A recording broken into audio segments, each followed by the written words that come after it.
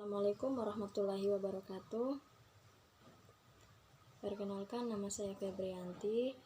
Saya akan menjelaskan tentang yang pertama, pengertian dari RPP lama, dan yang kedua, revisi RPP atau RPP baru. Kemudian yang ketiga, saya akan menjelaskan tentang materi renang kelas 4 SD. Halo anak-anak, apa kabar semuanya? Ya, alhamdulillah baik ya. Kalau ibu mengatakan apa kabar, anak-anak harus menjawab alhamdulillah luar biasa ya. Ibu ulangi ya, apa kabar anak-anak? Alhamdulillah luar biasa. Nah, baiklah, sebelum kita memulai pembelajaran, ibu akan mengabsen ya. Dengarkan namanya baik-baik. Rina, Rizka, Imran, Resti, Rusdin. Oh iya, hadir semua ya anak-anak. Alhamdulillah tidak ada yang sakit kan? Kalau begitu, sebelum kita masuk pada pembelajaran, kita berdoa dulu ya. Ya, ayo ketua kelasnya baca doa. Ayo pimpin doanya. Bismillahirrahmanirrahim.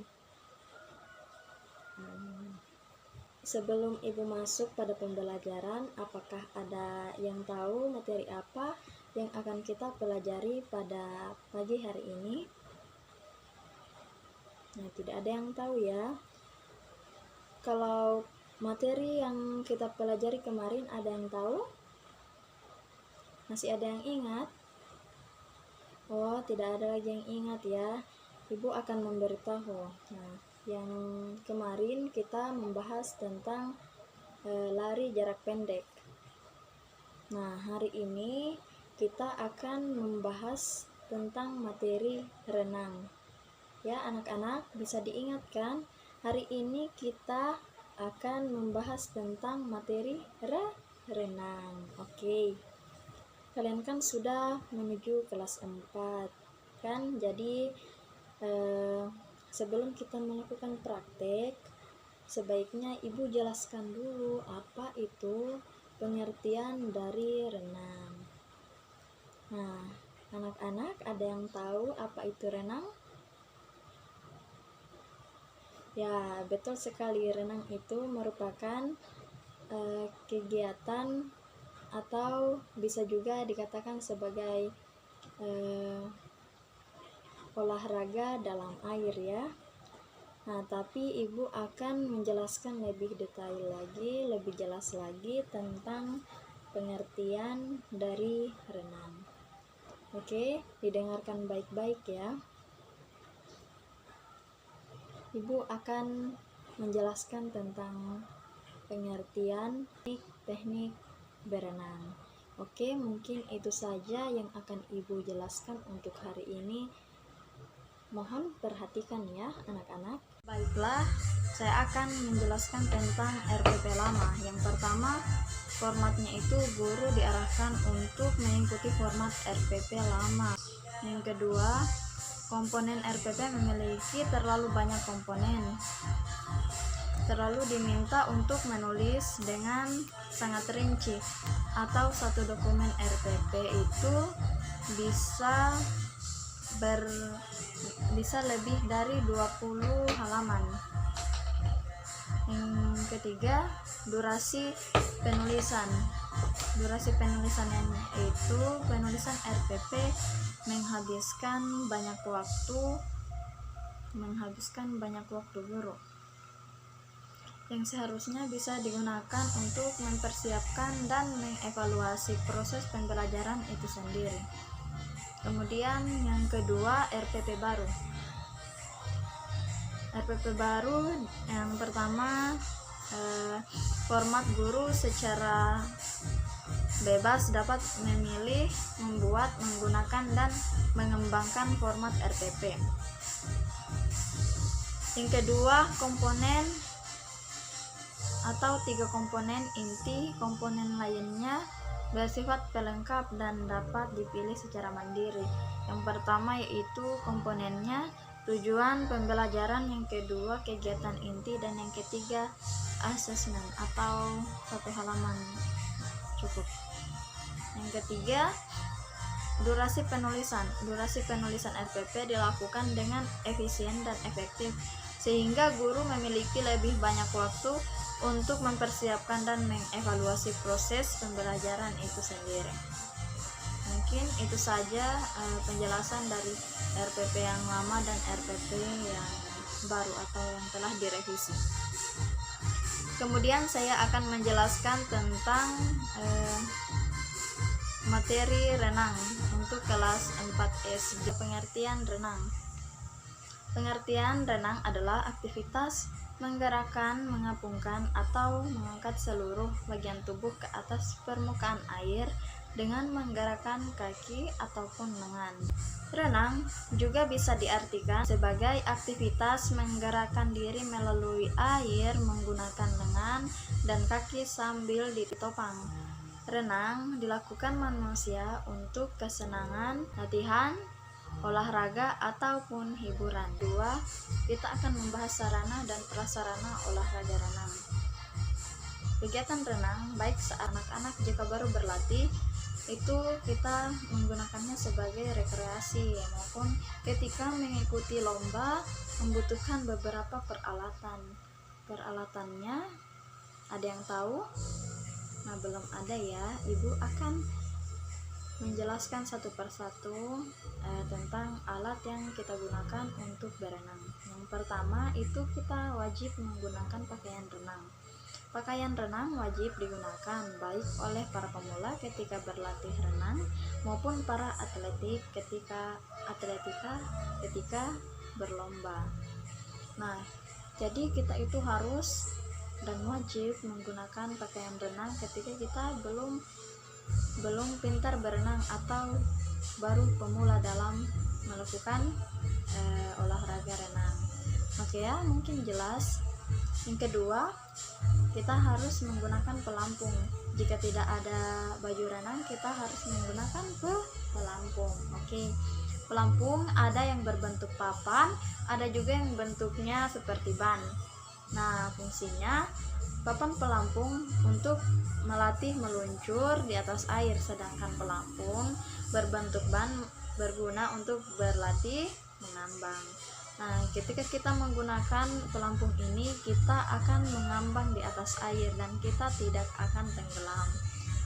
Jika kita sudah bagus melatih keseimbangan tubuh kita, berarti kita tidak akan tenggelam ke dalam air. Yang ketiga, kita juga harus menggunakan kacamata renang. Ini tidak wajib juga ya, tapi jika kita masuk ke dalam air asin, kita wajib juga menggunakan kacamata renang ini supaya melindungi kita dari mata perih. Nah, kacamata renang fungsinya itu untuk melindungi mata agar tidak terkena air ketika berenang.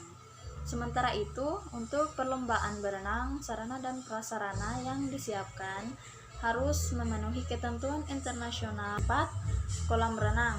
Kolam renang untuk perlombaan harus memiliki panjang 50 meter untuk lintasan panjang dan 20 meter untuk lintasan pendek.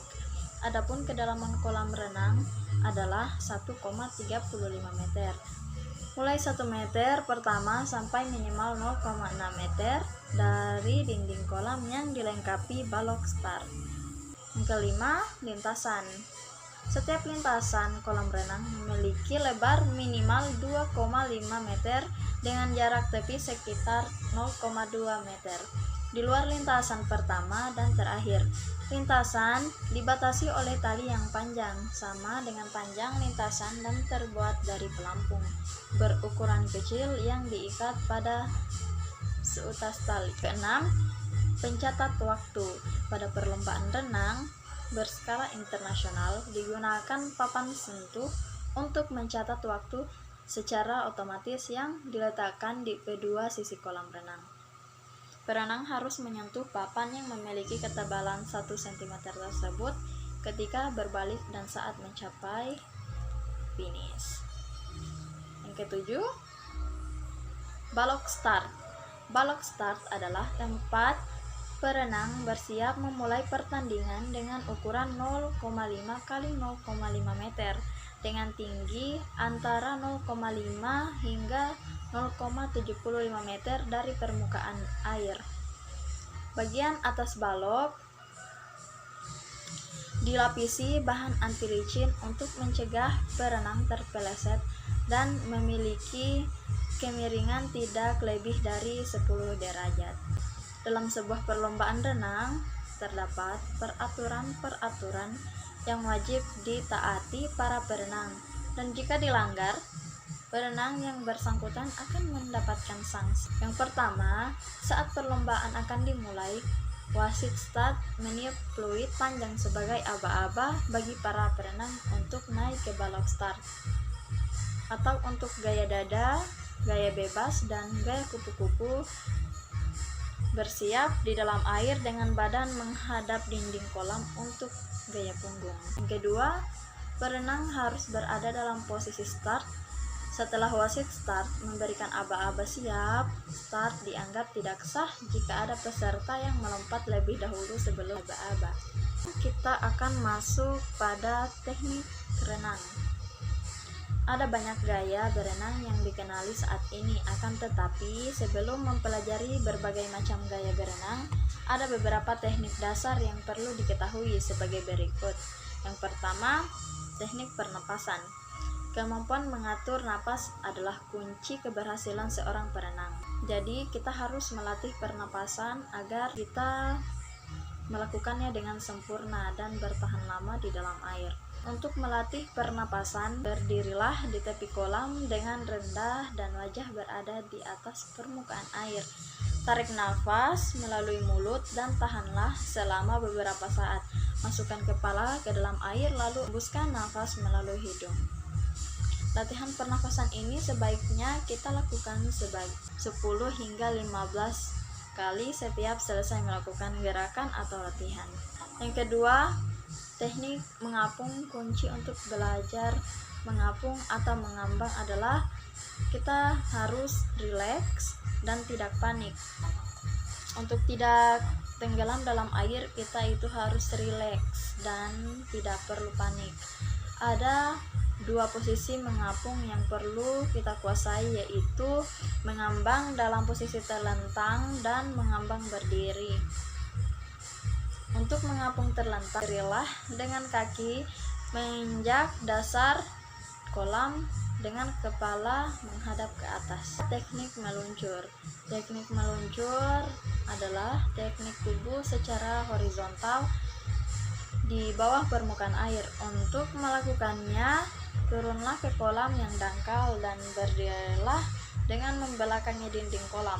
Tempelkan salah satu telapak kaki ke dinding tepi kolam dengan jari-jari ke arah bawah sebagai tolakan untuk meluncur.